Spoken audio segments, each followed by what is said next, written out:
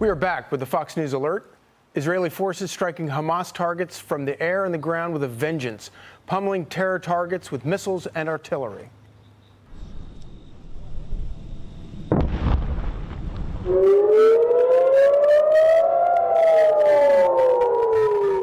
And a new warning tonight from the IDF for Gaza citizens to get out now.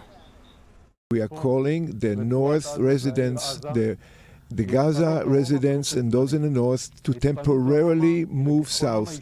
It's for their own personal safety today. We are stressing this is an urgent call to you.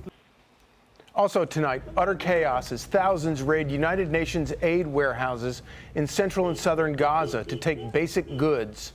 Lucas Tomlinson is live in Tel Aviv with what's happening on the ground right now. Lucas?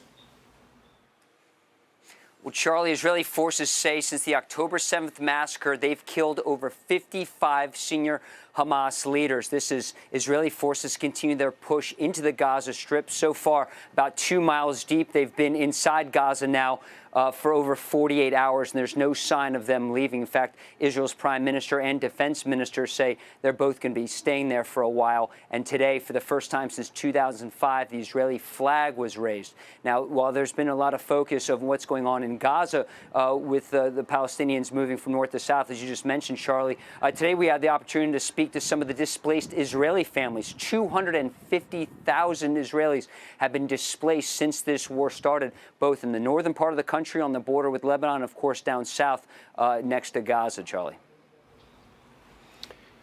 Lucas, this is Jason Chaffetz. Thanks for the great reporting that you're doing. Going back to those hostages, I want you to listen to this sound that we have from Michael Herzog, the ambassador for Israel to the United States, and get your reaction to it.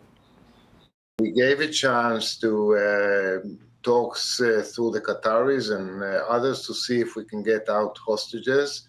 Ultimately, it was obvious to everybody involved that Hamas was just playing for time. They were not serious about this. So we are applying pressure now inside Gaza, but I still hope that our pressure will encourage them to release hostages as we move and press them on and on. I mean, hostages are such a prime, they're so key to getting these people back. But why does that number also keep fluctuating? It went up again today. Which just shows how large the massacre was. You know, over 1,400 Israelis killed. You have a number of dual citizens also, Jason. So about half the hostages are actually dual citizens. We know from the White House that up to 10 Americans could be among them.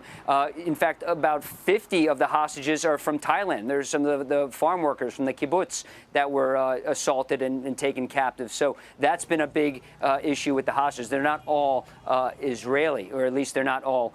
Many are dual citizens. So it's very confusing. You know, you have French as well. But as you saw from that video you just ran, that was Sayed 13. Those are Israeli Navy SEALs. That's not stopping Israeli forces from moving into Gaza. In fact, just recently I spoke to a big tech mogul here who recently was a former infantry officer in the Golani Brigade.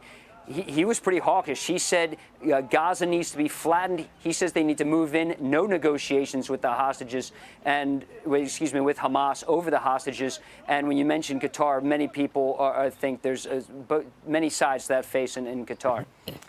Lucas, Lisa Booth here. I interviewed former Army Ranger Sean Parnell, who was really concerned about the delaying of this ground invasion, how long it was taking, talking about how what he's learned through his military career, it could increase Israeli casualties anywhere from 33 to 66%, giving Hamas time to lay IEDs and to prepare for this. Has Israel expressed any of those concerns? Are any of those concerns playing out? What are you hearing? Well, to be fair, Lisa, Hamas has also had, years to prepare for this operation. And so the idea of going in too quickly, I mean, you saw what happened during the massacre when commandos, Israeli soldiers, in some cases, if there was no room on the helicopter, jumped in their own personal vehicles and ran down south. They were met in an ambush, hail of gunfire, RPGs, and they're trained, as you mentioned earlier with Sean, to go in quickly. The problem is that's also very dangerous as well. So while Hamas has had time to prepare for this, what Israel's doing is a little bit different. They're laying siege. They're going in slowly. They've taken a few miles. They raised the Israeli flag for the first time since 2005. They're saying, we're here. We're not going anywhere. And they're actually laying siege. They're slowly going to starve out Hamas, and they're taking out some of these tunnels. Of course, with these hostages, though, in their location, it's certainly tricky, certainly dicey. I don't think there's no easy solution to getting the hostages out, especially alive. Lucas, Molly, line here. You're kind of laying the groundwork for something that we've been hearing, is that the leadership there in Israel seems like they're prepared to stay there for quite some time. As you mentioned, a flag has been planted. Your thoughts on that? Well, people are angry here in the country. While you're seeing protests, outside of Israel, inside this country, even some of the most left-wing people here. I was speaking to a man on the street earlier who wanted to nuke Iran, and he was certainly no right-wing or Benjamin Netanyahu supporter. People are angry here. They want vengeance. They want revenge. They also want to get their hostages back. You see the ages. They stem from 3 years old, 9, 12, to 80, 85 years old. They want their people back. They want the hostages back. They also want to make sure something like this never happens again.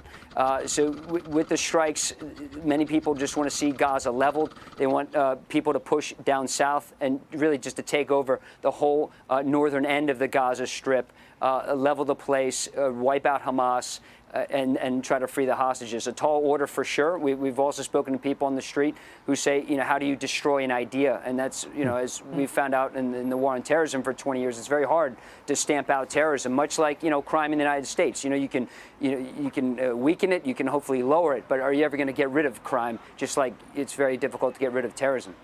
Hey, Lucas, Charlie here again. I was particularly struck by your reporting about planting the flag 2 miles in.